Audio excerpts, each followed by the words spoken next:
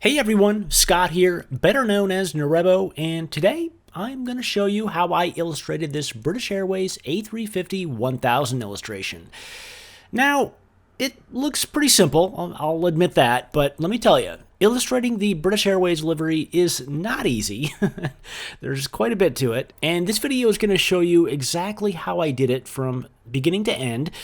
And I do need to say that it's going to be a time lapse. This is not going to be happening in real time.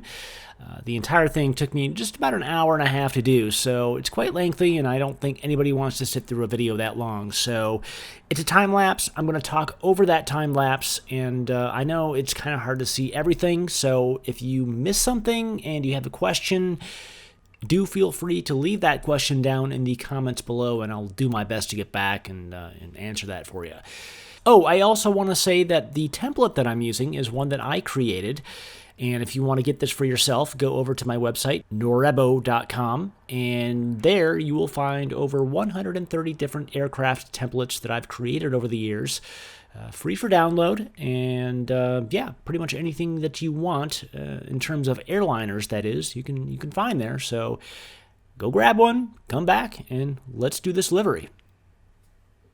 Okay, so first thing I want to say is that I'm going to be jumping back and forth between Photoshop and Illustrator quite a bit. I do all my drawing essentially in Illustrator, which you can see here. I'm tracing over a photo of a British Airways A350, and I'm just trying to block out the livery elements of the vertical stabilizer, trying to get those flags and the general shape. I'm not trying to be totally accurate with this. And again, I don't do photorealistic illustrations. I just close enough is good enough for me. So that's what I'm doing. So as I said, I'm going to be jumping back and forth, and I know it's quick, it's kind of hard to see, but what I'm doing is I'm drawing the shapes in Illustrator, and then I'm copying and pasting them into Photoshop. So I'm going to do all the drawing in Illustrator, and I'm going to do all the detail work in Photoshop. So I'm back in Illustrator now, just trying to get those shapes correct. I don't claim that all my work is 100% accurate. I want to get it as close as I can. So as you can see here, I'm trying to do the gradients within Illustrator as well, which is definitely possible. But then as I'm working on it, I'm realizing that it's probably going to be easier if I do this in Photoshop. I'm trying to do it here. I want to do as much of my graphic work in vector as possible. It gives me more flexibility for scaling objects later on if I ever want to take this drawing and scale it up to something really huge. But you can see me here trying to get the gradients right. It's not really easy to do in Illustrator. It's definitely possible. I just have a very short attention span, and sometimes it's just not worth my time. I'm doing my best, though. I'm just trying to truck through it as best I can, and I'm determined here still, and it's going to end here really quick, and I'm going to jump back over to Photoshop. I think this is where I said screw it. I'm just going to do flat shapes, paste them into Photoshop, and then do all the highlights and gradients within Photoshop, just simply because I have way more control.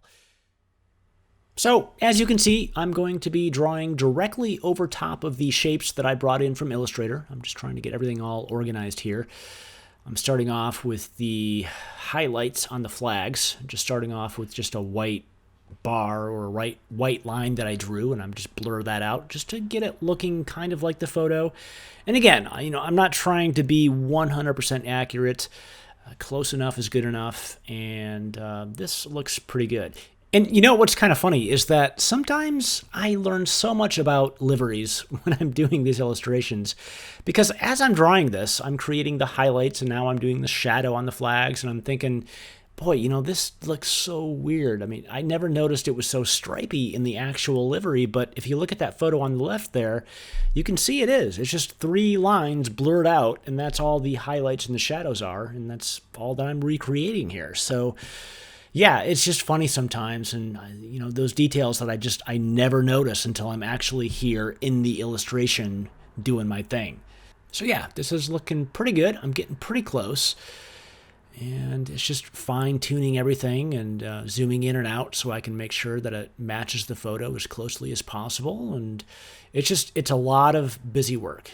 it's, you get the shapes drawn, and then you just go in and then you just refine, and it takes time. Like I said, this illustration took me about an hour and a half to do, and it's pretty gnarly.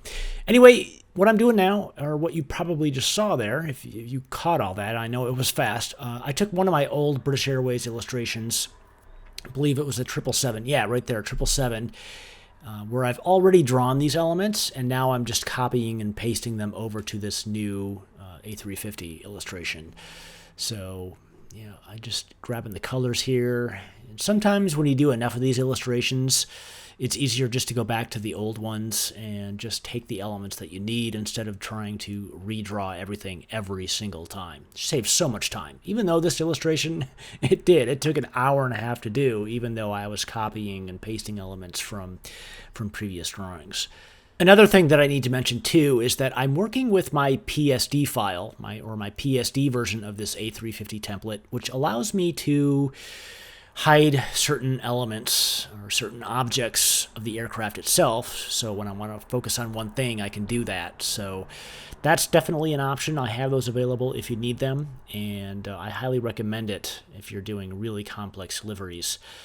It doesn't really matter so much for this one because this one is relatively simple, just except for that vertical stabilizer with the flags. But anyway, so looks like it's getting there. I mean, it's pretty close. Now I'm just doing all the detail work.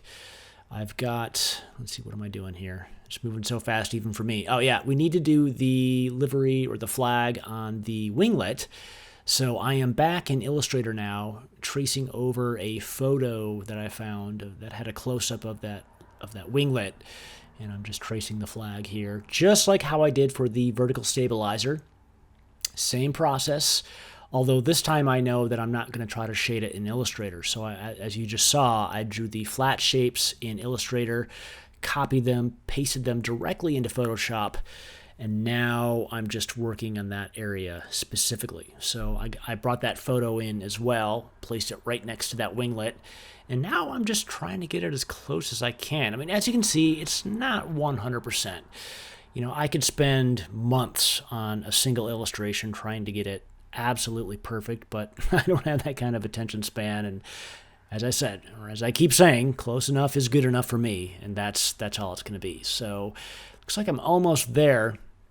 This one was giving me a little bit of a problem because the perspective of that photo and the perspective of my template is a little bit different, so I just had to kind of use my best judgment in terms of what was correct and what wasn't, because they're both probably not 100% accurate. At least if you looked at the original source file from British Airways.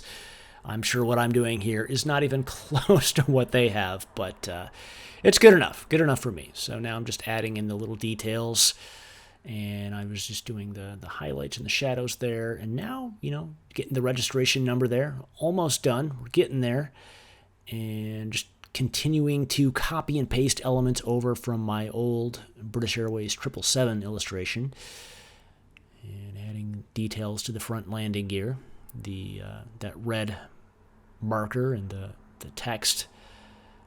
Again, not trying to be, I don't even know if that's the right font, but when you're zoomed out like that, it's close enough. So I know I'm exposing myself to being not 100% accurate with these illustrations.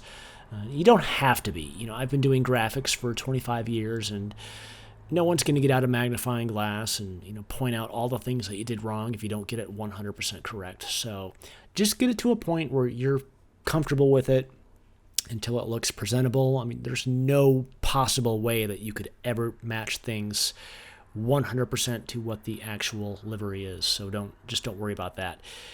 Anyway, now what I'm doing is I'm creating the reflection and the gloss of the side of the aircraft. So I drew basically a mask shape in Illustrator to get that hard line that cut through the center of the fuselage. And I just pasted that over into Photoshop, and I just put a gradient within it just to get that hard line there. And I do believe I have got the final illustration here. And there you have it. That's it. And like I said, this looked like a very simple livery to do, but It's not. The fuselage itself is pretty simple. There's really not much to it, but it's the vertical stabilizer and even the winglet, which is really, really gnarly.